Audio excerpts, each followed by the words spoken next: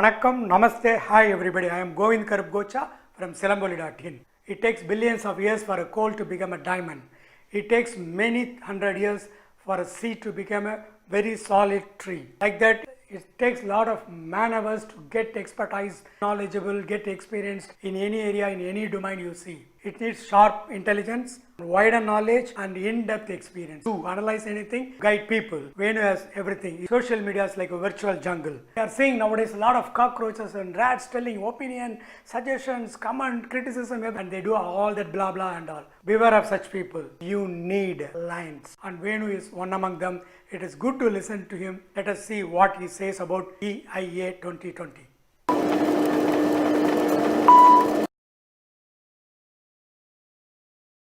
As a professional, on the dot, I am asking one thing.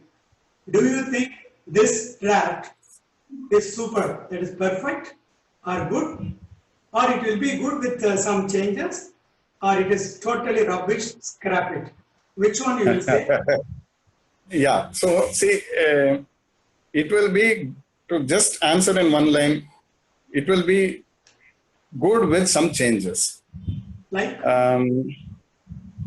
I'll tell you what those changes are, and I'll tell you where I'm coming from. Principally, I see that, a lot of, though they are TORs and they are terms of reference given for border projects and all that, we are dealing with ecologically sensitive areas. We feel the need for, the government to be given a relatively easy hand to take up defense-related or security-related projects in the borders. But we are dealing with the Himalayan border, or we are dealing with the Rann of Kutch, or we are dealing with the Thar Desert. Now, these are very ecologically sensitive regions.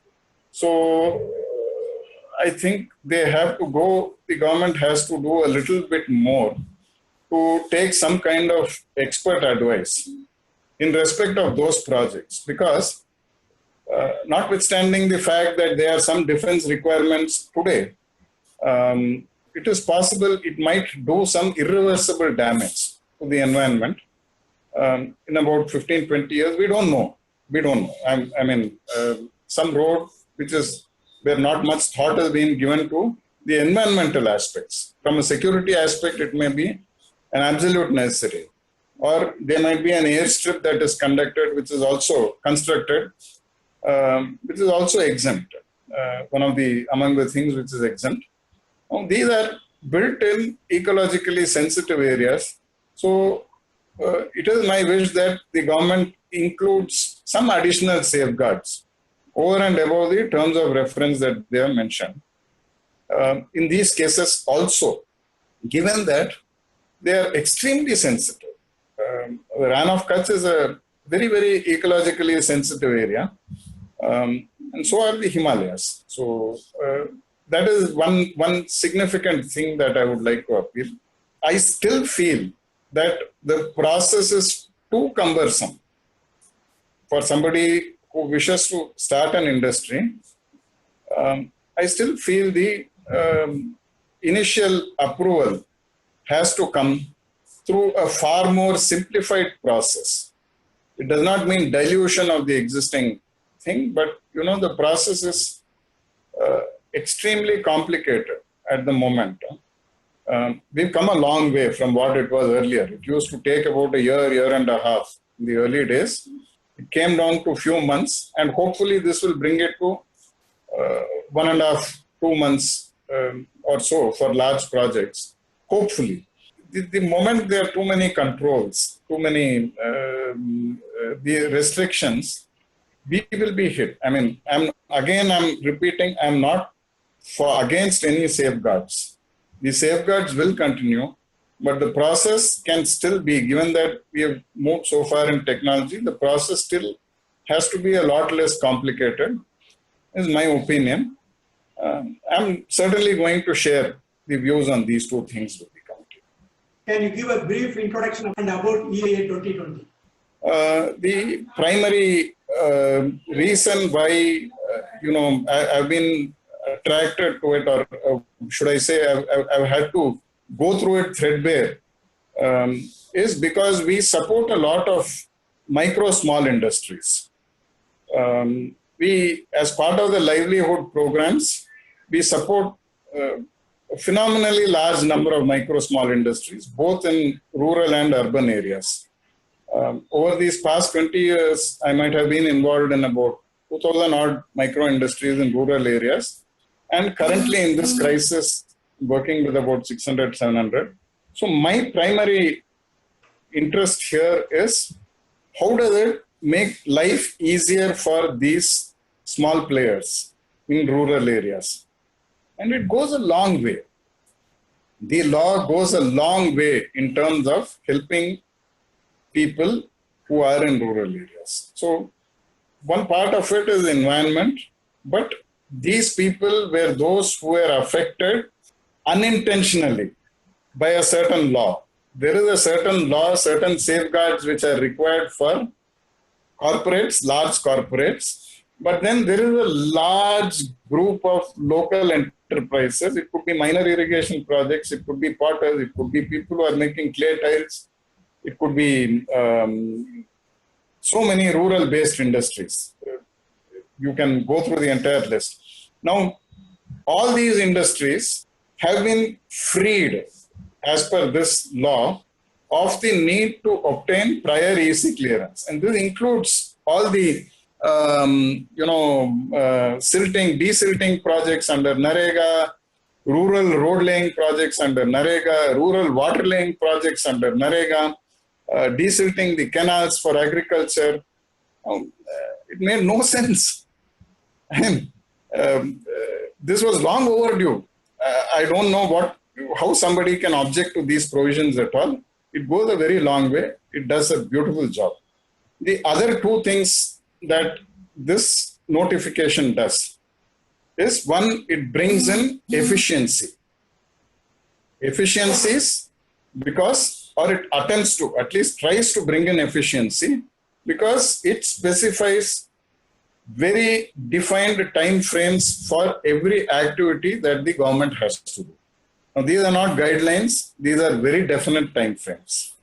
So on receipt of the application, it has to, some activity has to happen on the 10th day. Something has to happen by the 15th day. Something has to happen after 20 days after that. And then within 30 days, it has to go to the committee next level.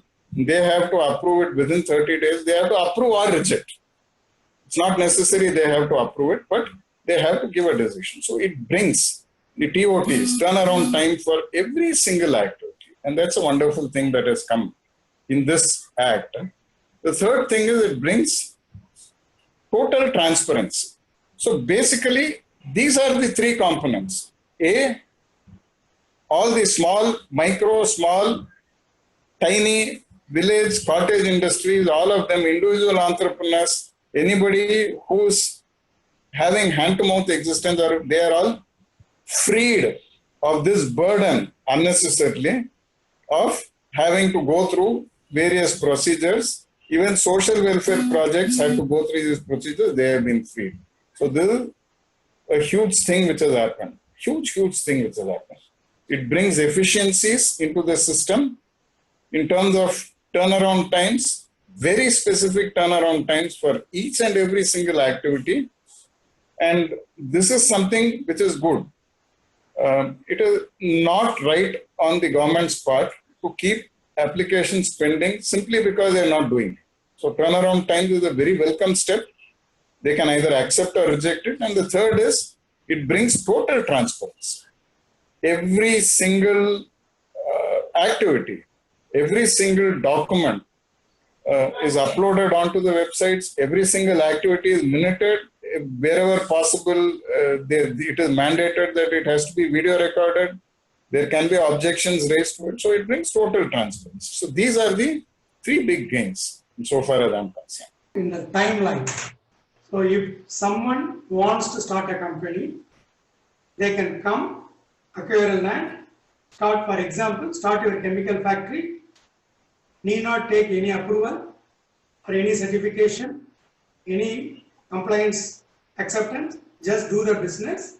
And if you find out your particular product process is polluting, then that particular company and the government official will sit together and decide what to do. We got getting polluted, we are polluting the area. Is this the way now it is going to work after this EIA 2020? This is what everybody is asking. No, it is completely untrue, because the process of land acquisition has to happen, which is a normal process, and they have to make an application which considers every aspect of environment, which considers, especially for the list of industries that I have mentioned. I mean, if it is a IT project, you don't need these kind of clearances. They need some clearances in case of where they have these data storage facilities, because the data storage facilities are huge energy guzzlers. So they consume phenomenal amounts of power. So, but they are also working on, green power and all that. That's a lot more easier. But otherwise, most of the chemical industries, most of the construction projects, the road projects, you have to submit a very elaborate application, which has not changed since 2006. This application goes to the committee and copies are sent to the district and local authorities. There's a long list of local authorities. These authorities then call for a public meeting. Okay. And then the public meeting happens, they register their complaints. All this material goes into a website. Any third party like you and me can also register our complaint on that. All these suggestions, complaints, and the application is then forwarded to the Environmental Committee and the EIA Committee of the state in case of B1 and B2 projects, and Center in case of Category A projects. So this was the same provision earlier also. So this committee then looks into the application, sees whether all the aspects have been considered in the application and whether safeguards have been built, and also looks into the various recommendations, suggestions, objections, complaints, whatever has been registered, and then give an approval, which is based on their own wisdom. They have the power to go to the project site, do an inspection, and then come back and give it. Only thing is that they have a time of 30 days to do it. So whatever they wish to, whether they want to approve it, they want to reject it, they can reject it also. They can conditionally approve it, say that if you build in these safeguards, then it will be approved. And then the project, then only that is the first requirement for starting. Environmental clearance is one of the requirements for the project to start. There are other requirements also in terms of licensing and all that. So those requirements are dealt with by the other departments. So people say... No, I don't see any dilution in process at all. So people say after COVID, lot of foreign pharma companies are going to come only to make the process easy for them. To just like that come, open, start working. This is happening to support such very big large scale company. On a dot you can say, is it true or not? Okay. So pharma definitely, in most of when you're talking of very large companies, they would fall under category A. They have to go through the very rigorous process. There is a 6-stage process for pharma companies. They have to get the approval, and after the approval only they can start producing. And I think it is fair. There is no change insofar. I don't see where there is a change in respect of pharma. There is no change absolutely. In fact, it has been made more transparent. It has been made more transparent. That is the only addition that has been done in this case. Pharma, India traditionally is strong in drug manufacture. They are importing predominantly intermediates and bulk drugs in large quantities from China. And the attempt is that, we should start producing those things also ourselves, which is eminently possible. At least a significant part of that can be done here. So there is no reason why they will be allowed here. I don't see any provisions where, these kind of fresh projects have to go through the same process of scrutiny. They have to go through that. I don't know where it says that, they can just come and set up and pollute whichever way they want to and guzzle as much water as they want to. Where is it possible? They have to make an application. They have to say that this is our water requirement. They have to say how they are going to replenish that water. They have to, in many instances, the EIA recommends actually that you have to plant so many trees. I mean, the safeguards are there. There is no change in that. I think it's absolute nonsense, whatever. But why there are very strong opposition for this? Some segment or some quarter. Okay. I think whether to determine whether the opposition is to this project is strong or it is not strong, it is not possible to determine based on the social media forwards that we receive. We have to understand, we have to go by the provisions of the Act. The provisions of the Act, if there is something which is likely to endanger the environment or which has made it easier for corporates to get it done, get the approvals done in a manner in which the environmental safeguards are compromised, I think then there is a reason, but I don't see any of the clauses which say that. It makes it slightly more efficient, so it is helpful to the corporates, but it doesn't dilute. It only says you have the right to challenge, you have the right to complain, you have the right not to approve, but do it, whatever you do it in a specific time frame. I have actually seen in one industry where, they wanted to utilize wasted heat. There's a lot of excess heat that is generated, especially in metal industries, metal processing industries. And they wanted to use that to generate energy. So, but they could not. I mean, they could, but they had to make these applications and get the approvals. Under this, where they do not use any additional fossil fuel and just use latent heat, energy, waste energy that comes out of these smelters, they are allowed without any permission. Research and development activities which are not for commercial production, specifically, where there is no commercial production. So it is very clear. The one I said, 22 item, thermal power plants using water heat recovery boilers. Now people think thermal power plants means coal-based.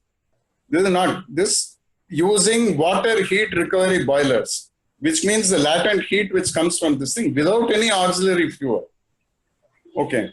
So all these items, they are around 40 items. I don't want to go through it, but they are all pretty ordinary. I mean, now there are few items, 36 manufacturing unit under Ministry of Defense or strategic units for explosives, detonators, fuses, including. Now, these units are for defense purposes. There is a provision for them. They don't have to go through this process, but it does not mean they don't have to comply. Even these defense units do not have to make a formal application and get approved by the Environment Impact Assessment Committee, but they are standard TORs mentioned by the government, which says that these are the terms of reference for these kind of industries. These are the terms of reference for the border roads. So they have to follow those terms of reference. And if the local government wishes to add something to those terms of reference, it can add. So if there is a road which is being constructed, let's say in Mizoram, or let's say in Rann of Kutch. Rann of Kutch is an ecologically sensitive area, but unfortunately it is on the border. So it is possible there could be some defense-related activities there, but it doesn't mean they go scot-free. There's still a terms of reference which is specified, and the government of Gujarat or the government of Rajasthan can actually specify that the local body, even the district, can specify that they wish to add these additional safeguards in their terms of reference. So I think it's extremely friendly to small industries. It has taken care of almost all, and the 40, number 40 says micro enterprises. In respect of, whole host of micro enterprises and small enterprises, projects against item numbers 10F, 24, 27, 11B, 20, 24, 25D, 27. I mean, all the, it's a boon for small micro enterprises and small enterprises and even medium enterprises fall under B1 category. Basically what it does is all the other industries, they are classified as category A, category B1 or category B2. And category A goes through it goes through a very rigorous process. There are 6 stages of approval. Category B1 and B2 go through 3 and 2 stages of approval. So B2 is essentially smaller ones of the same size. But there are certain categories of industries like nuclear power, which whatever, irrespective of the size, all of them come under category A. So I think they have taken a lot of care in all these classifications, but we have to admit none of us are experts in all these. There's a long list of projects, and I'm not an expert, nor do I know of anybody who is an expert in the entire list of those projects. So if anybody has a particular objection to some certain project being allowed to be, even if it is small, being allowed under B1, I think they should take up those kind of objections independently. But I think as a larger document, it's a wonderful document. I don't see why it should be. I see a lot of nonsense being spoken by this. So nonsense means those who are talking against this EIA 2020, right? That's what. No, I'm not. It's not a blanket thing I just said there is a lot of nonsense circulating. Mm-hmm. There are many respected people also who raise their objections. Unless they raise it specifically against certain clauses, we will not be able to address it. But if somebody says, people can come extract gold and take it, we all know there is no gold in India. Where are the gold mines in India? So, I mean, that's the height of nonsense. So, I don't think that is worthy of a response. So, on the dot, you mean to say this EIA 2020 is not opening the door. Come everybody, do whatever you want, get lost from our side, loot India. It is not saying so. That's what you are telling. Number 2, you are telling it is also taking care of MSME sectors. They have taken care of everything. Then, why Jairam Ramesh is against it? Okay. Now, Jairam Ramesh, he was the rural development minister for 3-4 years. I had the opportunity to interact with him one-on-one. He also visited our training center in Bastar region in Chhattisgarh. We had the opportunity to share a stage together. He was, more importantly, he was the environment minister, 2007 to 2010. He is now part of the standing committee, parliamentary standing committee. I think he is the chairman, if I'm right, of environment. So you have to look at it. But whatever I know, the objections that he has raised is A, it takes the powers away from the state. I could not see anything that, I mean, now I have to look into the specific clauses that he is referring to when he says it takes the state. The only place where the center says it can appoint the state committee is where the state abdicates its duty. The state has abdicated its duty to appoint the committee. It says it does not do it in time, within the given time. And if the state is not able to do it, the center has the right to do that. So except for that, I don't think there is any other place within this entire document, even if you go through the classes where the state is there, insofar as people's rights being taken away, I don't see anything at all. There is, in fact, a greater, the additions are, you have to videograph. The additions are, everything has to be put on open domain. No, these are not great innovations. I mean, in today's digital age, I think every single thing has to be on open domain. It has to be on public view. And that is all this act has done.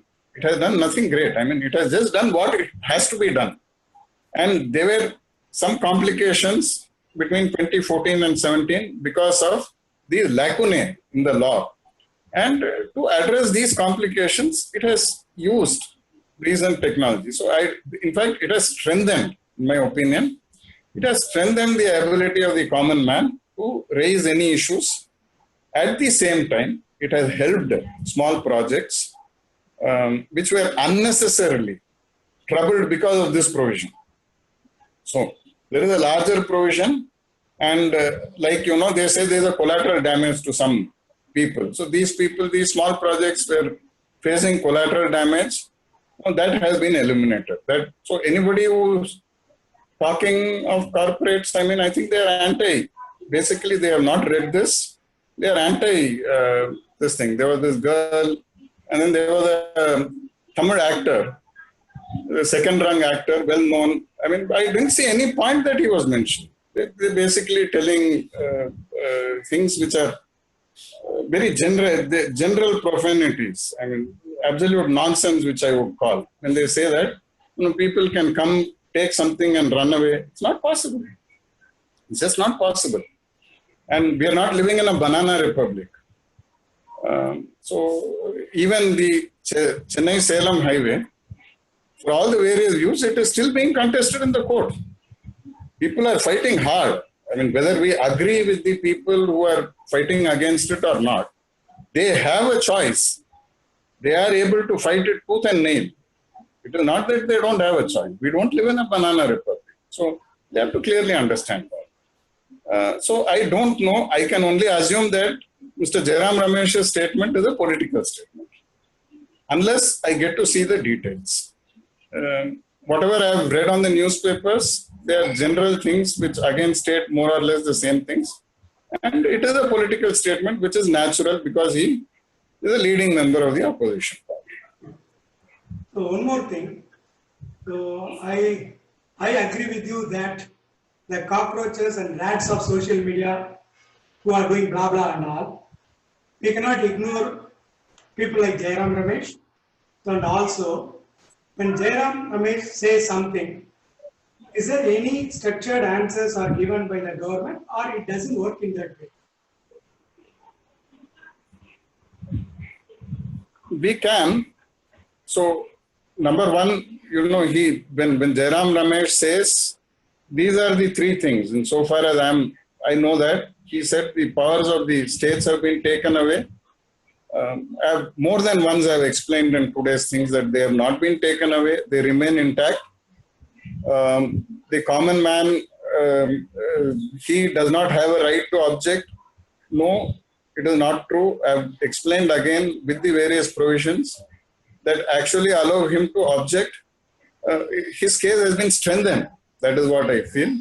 The third is there are a number of small industries, which have been allowed. So I see greater transparency. I see an attempt to increase efficiency.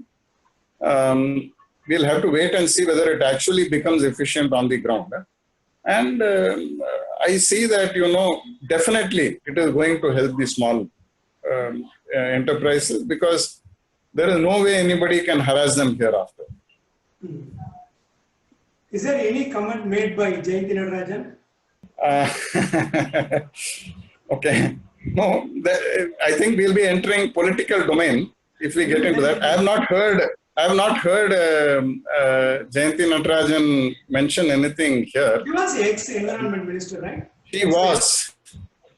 She was the environment minister for about a year before she was replaced by Mr. Veerappa Moily. And that period, when she was the environment ministry, a large number of projects miraculously got early approval. So, which raised a lot of eyebrows. on how projects which were stalled for many years suddenly got the environmental clearance during such a short period. But beyond that, I think she didn't have a very, her tenure in the environment ministry was for a very short time. So it won't, there's nothing that we could comment on. Now it is Mr. Prakash Javadekar, who's the environment minister, but we have to look at what kind of safeguards are there. Whether it will allow these people to trample and do as they wish, or whether there are adequate safeguards for the common man to stand up and object. Okay. So that is there. That's all we have to look at.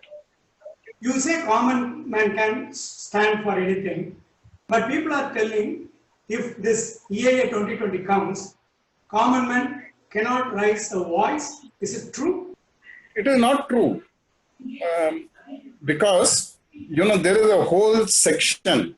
If you look at this document, again, there is a schedule, and following that, you will see an entire appendix which devotes on the public consultation process, procedure for public consultation. It runs into several pages, and it details in great detail the entire procedure. Now, I have seen from the 2006 document that it only strengthens. Now, some of the things that used to happen in the past is that, if the number of people, it is typically, within a 5-kilometer radius of the project site, people have to be informed, and they can come and let us know if there are any objections to it. Now, if there is not much impact, not many people do come. And it is easy, probably, in some instances, for corporates to pay off a few key guys so that the others can be silent. It is also possible that, the hearings, the government officials can be hand in glove with the. So there is a hearing that is conducted, public hearing. But we know that, these events can actually be doctored and, moved along in a manner in which we want it, unless somebody is ready to stand up in the crowd and raise his voice. Now, what is the protection against these things? You can actually go online and register your protest. Now, the entire event is under the current law, it is being videographed. They have to put it up. It is minuted. They have to put it up online. Somebody can go online and say that we were asked to keep silent. We were told by thugs that, we were to keep silent. We actually wanted to raise this. They can do it anonymously. When you go online, you can do it anonymously. Oh. So there is a lot of, it gives a phenomenal amount of transparency compared to what was happening earlier.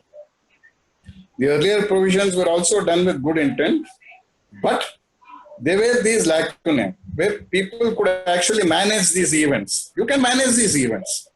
If there are hardly 50, 100 people, you can easily manage these events. But even if you do manage, there is a provision for you to come back and register online.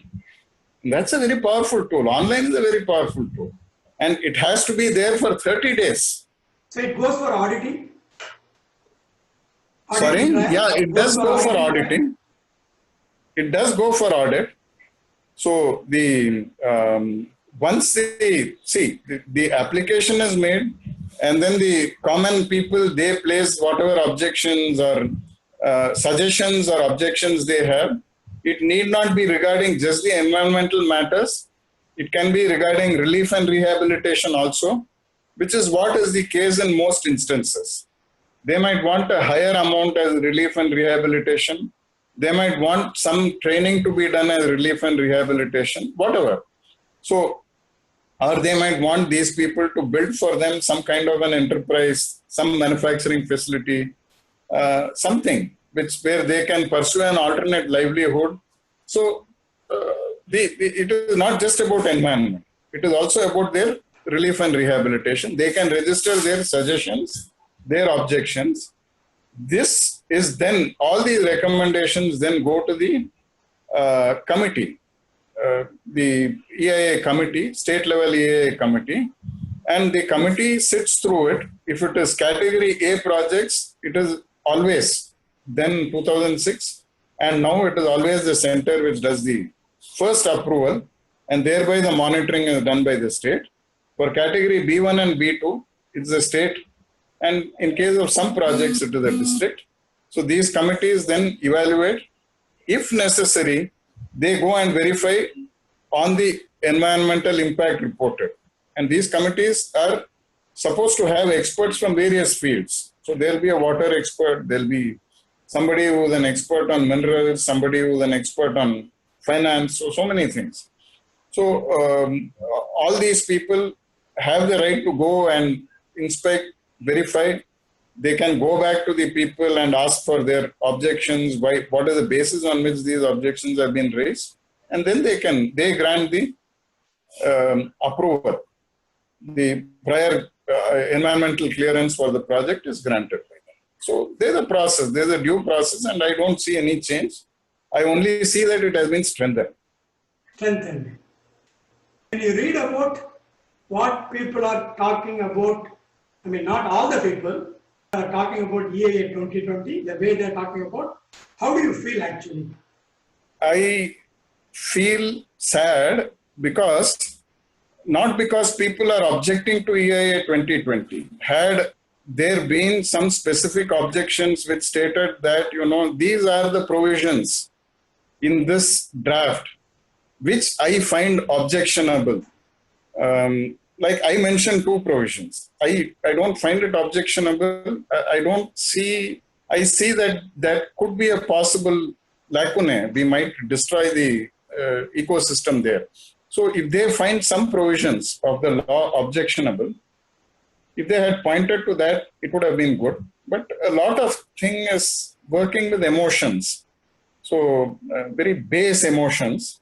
A lot of the videos that are circulating, they deal with very, very base emotions of the people, and they try to mislead them through a campaign which is, I would say, entirely false. It's entirely false. I should have the courage, if I say that it is protecting or it is conducive to small businesses in rural areas, I should have the courage to tell you that, these are the 30, 40 exceptions. And these are the kind of industries that have been favored in this. Like, the clay pots or the tile manufacturers, or, all these small people who work in the villages, or the micro enterprises which have been exempted blanket in clause 40 of these exemptions. So I can claim that. Now, if without any proof, I say that, or without referring to any particular clause or any of the points mentioned in the draft, if I make some claims, then it is incorrect. And I find very, I think it looks cheap that, when people try to exploit the carnal instinct, and they say that, this is, you'll lose your water, you won't get water, you won't get air and things like that. You want to straight away dismiss it, but unfortunately you can't dismiss it, because I'm part of many groups. All of us are WhatsApp groups. And there's a group which is entirely engineers, and some of these ridiculous forwards have come there multiple times. So it indicates that people who have 20, 30, 35 years of experience, who are technically, who have a technical qualification, still fall for these kind of propaganda. That's a bit saddening. So it makes me really sad. So to end this, do you have anything else to say? No, I've said whatever that is needed to be said. Basically, all of you go through the draft. It is available on the Ministry of Environment site. It is not a very complicated document. The details are there. If you read it once, twice, thrice, you will understand it. If you know any specific clause that is not objectionable, please do there's time till August 11th. There's a email ID which is given in that. Please send your objections to that. If you want, share those suggestions or objections or complaints, whatever you want to do, share that in social media, most welcome. Talk to people about it with points. It's a good thing to do. But that's all. I mean, there is a window open to all of us now to actually raise specific complaints. Now, if somebody writes to the ministry that, we don't want this law, or if they take a signature campaign, the ministry won't be bothered about it. If I have to raise an objection, it has to be specific. I have to say that, this particular clause is harmful to these kind of industries. So please don't do this. That is the way it has to be taken up. Or you have to say that 20 days is not enough. You make it 30 days. So these are, and there has to be some rationale behind why you are telling 30 days. So those kind of very specific suggestions is what will be taken up by the ministry. If somebody says, down, that doesn't make any sense, it won't even be considered by any ministry. So please do register. Go through the document and register. That is the only thing I want to tell people. Thank you very much, Venu. Best wishes. Thank you.